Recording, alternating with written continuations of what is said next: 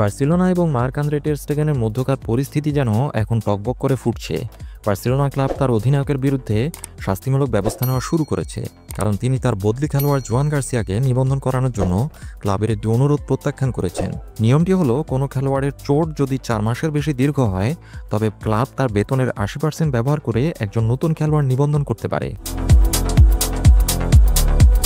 Barcelona ক্লাবের বিশ্বাস টের স্টেগেনের চোট এই নিয়মের মধ্যেই পড়ে, কিন্তু জার্মানি গোলরক্ষক নিজে প্রকাশ্যে দাবি করেছেন যে তিনি মাত্র 3 মাসের জন্য মাঠের বাইরে থাকবেন।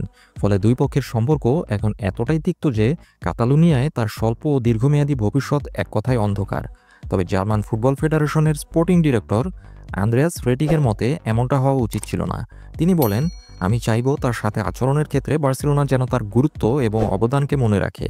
তবে আমি হয়তো কিছুটা পক্ষপাত দুষ্ট, কারণ সে আমাদের জাতীয় দলের খেলোয়াড়। তাই এই বিষয়টিকে নিরপেক্ষভাবে বিচার করার জন্য আমি হয়তো সঠিক ব্যক্তি নই।